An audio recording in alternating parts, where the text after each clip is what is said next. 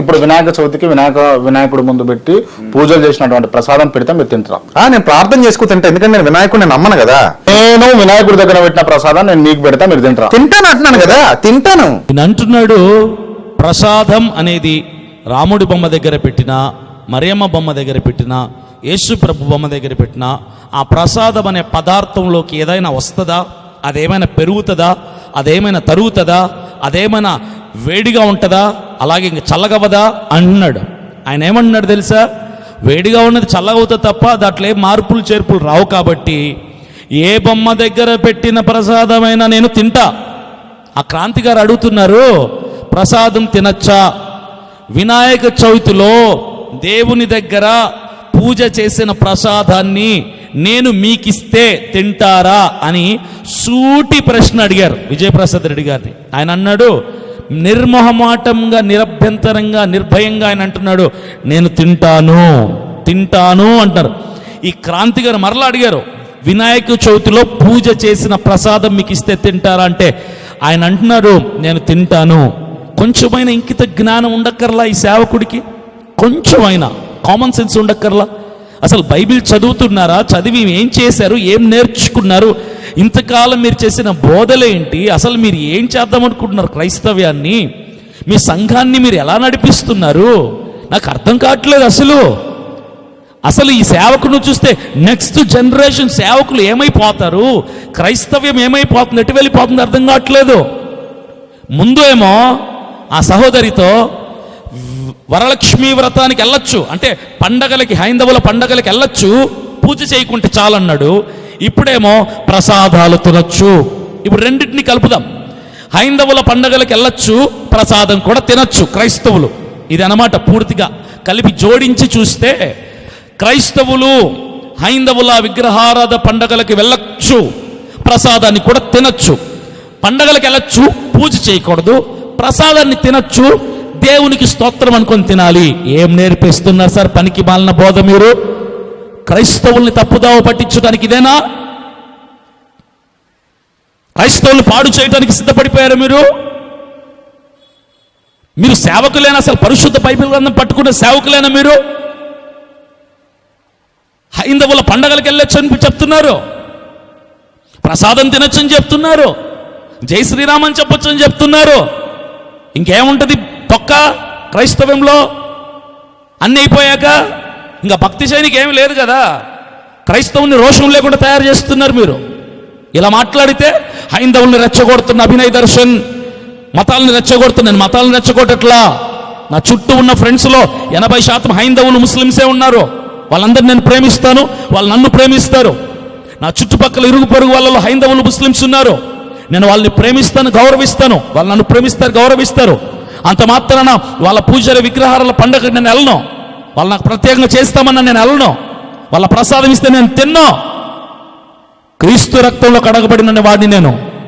ప్రసాదాలు తినను, వాళ్ళ పండుగలకి నేను వెళ్ళను. అది దాన్ని మళ్ళీ రైట్ ఆ రాంగ్ కూడా చెప్పాల్సిన పనిలా. కామన్ సెన్స్ సార్, ఇంకిత జ్ఞానం. అది ఇంకిత జ్ఞానం. దానికి మళ్ళా బైబిల్లో రెఫరెన్సులు కోడ్ చేయటాలు అవసరంలా. Common sense. మేము హైందవుల్ని ప్రేమిస్తున్నాం, ముస్లిమ్స్ని ప్రేమిస్తున్నాం, మానవత్వ విలువలతో సహాయం చేస్తున్నాం వాళ్ళకి. వాళ్ళు మా సహోదరులే. అంత మాత్రాన ప్రసాదాలు తినము. ఒక సేవకులైన మీరు, ఒక సంఘ కాపరైన మీరు, దేవుని ద్వారా ఎన్నుకోబడి వాడబడుతున్న మీరు ఈరోజు ఒక స్థాయికి వచ్చినాక ఇవా మీరు చేసే బోధలు? ఇవేనా మీరు చెప్తున్న మాటలు? అంటే క్రైస్తవుల్ని నాశనం చేయడానికి పూనుకున్నారా మీరు? కంకణం కట్టుకున్నారా క్రైస్తవ సంఘాన్ని కూలగొట్టాలని? మీరు మాట్లాడే మాటలు చూస్తుంటే సిగ్గుతో తలదించుకుంటున్నా నేనైతే ఒక క్రైస్తవుడిగా. ఏం చేద్దాం అనుకుంటున్నారు నాకు అర్థం కావట్లేదు. ఒకవేళ మీరు ఫాలో అవుతున్నారా, మీరు తినండి శుభ్రంగా, మాకేం అభ్యంతరం లేదు. సంఘాలని చెడగొట్టద్దు. సోషల్ మీడియా, పబ్లిక్ ప్లాట్ఫామ్స్లో ఇలాంటి మాటల్ని చెప్పదండి. ఎందుకు సంఘాన్ని నాశనం చేసి ఆ శాపాన్ని కొని తెచ్చుకుంటారు మీరు? మీరు తింటే తినండి, పబ్లిక్లో చెప్పొద్దు. మీకు రైట్ అనిపిస్తే మీరు ఫాలో అవ్వండి. మిమ్మల్ని వెంబడించే వాళ్ళు నాశనం చేయదు. మీరు బైబిల్ పక్కన పెట్టి శ్లోకంలో కలిసిపోమని చెప్పండి శుభ్రంగా. పరలోక రాజ్యంలో కలుసుకుందాం మనం అందరం కూడా. అవసరమైతే క్రీస్తు కొరకు చావండి తప్ప ఎక్కడ తల వంచొద్దు అని చెప్పాలి సార్ క్రైస్తవులకి. మతాల్ని రెచ్చగొట్టొద్దు. దేవుని రాజ్య విస్తరణ కొరకు సంఘ ఆత్మల్ని కట్టండి.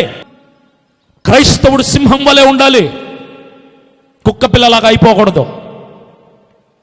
స్వార్థ ప్రకటించండి. కొరింథీయులకు రాసిన మొదటి పత్రిక 10వ అధ్యాయము 19వ వాక్యంలో ఏమనుందంటే, ఇక నేను చెప్పున్నదేమి విగ్రహార్పితములో ఏమైనా ఉన్నది అయినను విగ్రహములలో ఏమైనా ఉన్నదని అయినను చెప్పేదనా. ఈ మాట మహానుభావులైనటువంటి విజయ్ ప్రసాద్ రెడ్డి గారు ఏమంటారంటే, ఈ వచనాన్ని తీసుకొని విగ్రహార్పితములో ఏమైనా ఉన్నదని అయినను విగ్రహములలో ఏమైనా ఉన్నదని అయినను చెప్పేదనా. ఈ వచనాన్ని పౌలు భక్తుడు పలికిన ఈ వచనాన్ని పట్టుకుని ఏమంటారంటే, విగ్రహములో ఏమీ లేదు, విగ్రహం దగ్గర పెట్టిన ప్రసాదములో ఏమీ లేదు. తిన్నా తప్పు కాదు, తినకపోయినా తప్పు కాదు. నీకు నచ్చితే తిను, నచ్చకపోతే తినద్దు. అందులో ఏదైనా ఉంది అని అపరాధ భావం ఉంటే మానేయి, అపరాధ భావం లేకపోతే తినేసేయి. ఈ మాట ఆయన జ్ఞానానికి అలా అర్థమైంది. అది మన కర్మ, మన క్రైస్తవుల కర్మ ఆయనకు అలా అర్థమవటం. మనం ఏమి చేయలేం. దీని తర్వాత ఇంకొన్ని మాటలు ఉన్నాయి, అవి నేను వివరించి మీకు చెప్తాను. అదే 10వ అధ్యాయం మొదటి కొరింథీయులకు 10వ అధ్యాయం 27వ వచనం. అదే పౌలు భక్తుడు కొనసాగింపుగా మాట్లాడుతున్నారు. అవిశ్వాసులలో, ఆ మాట తర్వాత మాట ఇది, అవిశ్వాసులలో ఒకడు మిమ్మును విందునకు పిలిచినప్పుడు వెళ్ళుటకు మీకు మనస్సుండిన ఎడల మీకు వడ్డించినది ఏదో దానిని గూర్చి మనస్సాక్షి నిమిత్తము ఏ విచారణయు చేయక తినుడి. ఇది ఇక్కడ ఆయన ఏం చెప్తున్నారంటే, ఎవరైనా మిమ్మల్ని ఇన్వైట్ చేస్తే ఒక సెలబ్రేషన్కి, ఒక ఫంక్షన్కి, విందుకు అని రాయబడింది అక్కడ, గుర్తుపెట్టుకోండి. విందు వేరు, పండగ వేరు. పండగ వేరు, విందు వేరు. ఈయన విందుని గురించి రాశాడు ఇక్కడ. ఎవరైనా మిమ్మల్ని ఒక విందుకు ఆహ్వానిస్తే వెళ్ళండి, వెళ్ళి మీ మనస్సాక్షి నిమిత్తము ఏ విచారణ చేయక తినుడి. ఎగ్జాంపుల్ చెప్తా. ఇప్పుడు నా ఫ్రెండ్ ఒకడున్నాడు, వాడు హైందవుడు లేదా ముస్లిం.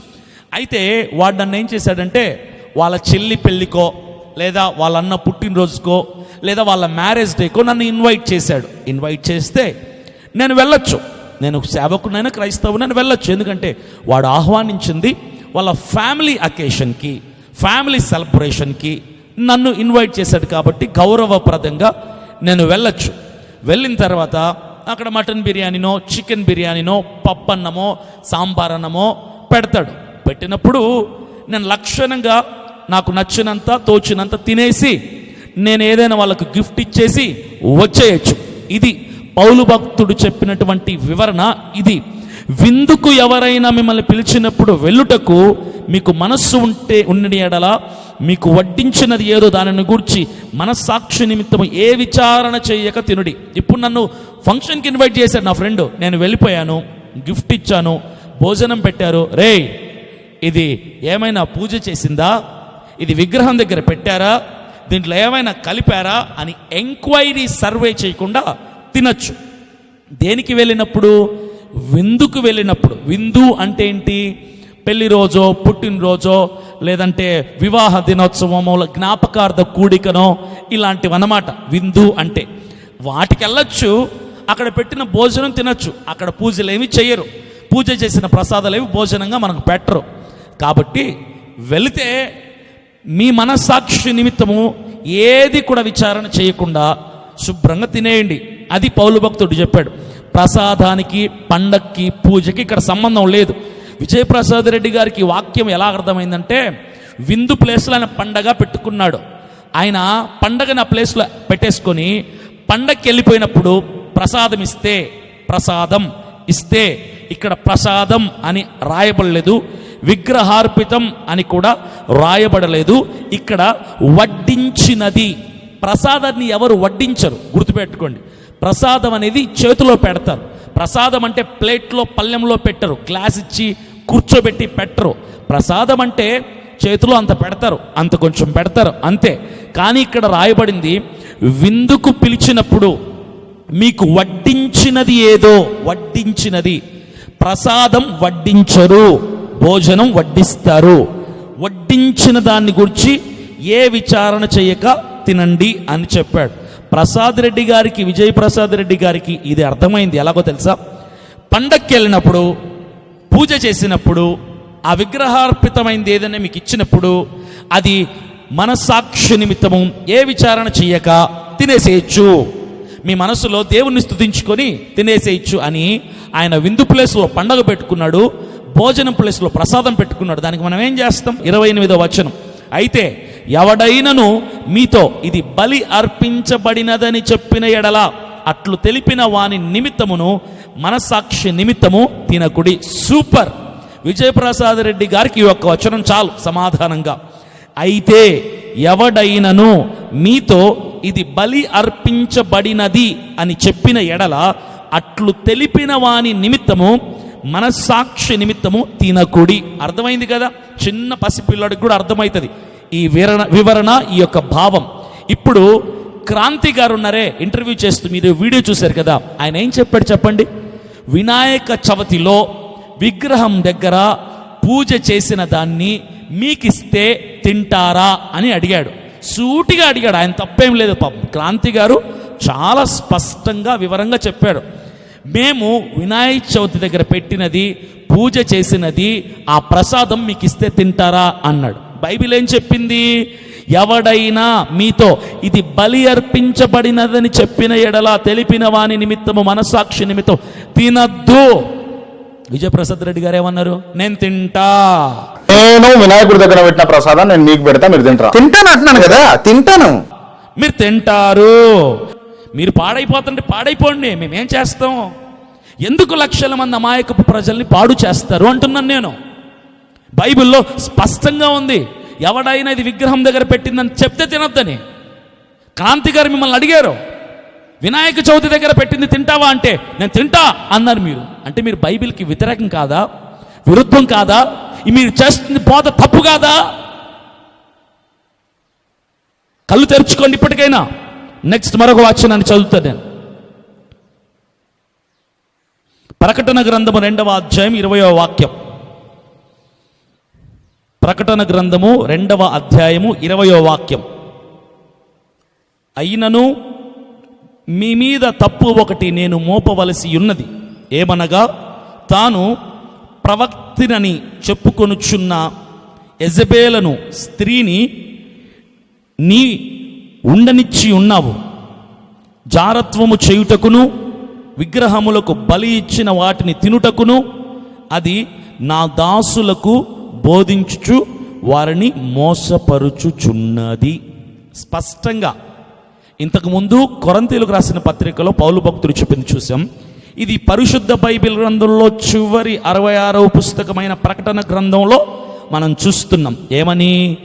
ఎవరైనను యెజబేల్ అనే స్త్రీని సంఘములో ఉండనిచ్చిన ఎడల జారత్వము చేయుటకు విగ్రహములకు అర్పించిన బలి ఇచ్చిన వాటిని తినుటకు నా దాసులకు బోధించుచు వారిని మోసపరుచుచున్నారు. ఏం చేస్తున్నారు మీరు? మీరు చేస్తున్నదే కదా ఇప్పుడు. విగ్రహముల దగ్గర పెట్టింది తినండ్రా అని బోధ చేస్తున్నారు. ఎవరు మీరు? యెజబేలు ఆత్మ కలిగినటువంటి విజయప్రసాద్ రెడ్డి గారు, మీ బోధ విధానాన్ని మార్చుకోండి. మీకు జ్ఞానం తక్కువైందని నేను చెప్పట్లా, బైబిల్ జ్ఞానం మీకు ఎక్కువైపోయింది. ఎక్కువైపోయి ఇక నన్ను మించిన వాడు లేడు, నేను చెప్పిందే సత్యం అన్న భావనలోకి వెళ్ళిపోయారు. కాబట్టే ఇలాంటి మాటల్ని ప్రజల్లోకి పరిచయం చేస్తున్నారు. యెజబేల్ ఆత్మ కలిగిన వారు మీరు. ధైర్యముగా చెప్తున్నాను నేను. విజయప్రసాద్ రెడ్డి గారు, మీరంటే నాకు చాలా గౌరవం వ్యక్తిగతంగా. మంచి సేవకులు మీరు తప్పుదోవ పడుతున్నారు. ఇప్పుడు కొత్తగా అనేకుల్ని తప్పుదోవ పట్టిస్తున్నారు. ప్రసాదం తినటం ముమ్మాటికి 100కి 1,00,000 సార్లు తప్పది. తప్పు. ప్రసాదం తినటం తప్పు, తినమని చెప్పటం తప్పు. ఏ వాక్యానుసారంగా వెళ్తున్నారు మీరు? నెక్స్ట్ ప్రకటన గ్రంథం 2వ అధ్యాయం 14వ వచనాన్ని చూద్దాం. అయినను నేను మీ మీద కొన్ని తప్పిదములు మోపవలసి ఉన్నది. అవేవనగా, విగ్రహములకు బలి ఇచ్చిన వాటిని తినునట్లును జారత్వము చెయ్యునట్లును ఇజ్రాయేలీయులకు ఉరి ఒడ్డుమని బాలాకునకు నేర్పిన బిలాము బోధను అనుసరించువారు మీలో ఉన్నారు. ఏం బోధ ఇది? బిలాము బోధ. ఎవరిది ఇది? విజయప్రసాద్ రెడ్డి గారు ఫాలో అవుతున్నటువంటి బిలాము బోధ. బిలాము బోధని అనుసరించువారు మీలో ఉన్నారు. విజయప్రసాద్ రెడ్డి గారు, మీలాంటి వాళ్ళు ఉన్నారు. ఏం చేస్తారు వీళ్ళు తెలుసా? బలి అర్పించిన వాటిని, విగ్రహములకు పెట్టిన వాటిని, పూజ చేసిన వాటిని, ప్రసాదములని తినవచ్చును అని చెప్పే బిలాము బోధ చేసే విజయప్రసాద్ రెడ్డి గారు అలాంటి వాళ్ళ కళ్ళు తెరవబడాలి. దయచేసి అమ్మా క్రైస్తవులారా, క్రైస్తవ లోకానికి 2 చేతులు జోడించిన మనవి, విజయప్రసాద్ రెడ్డి గారి మాటల్ని, ఈ విషయాల్లో మీరు వెంబడించకండి.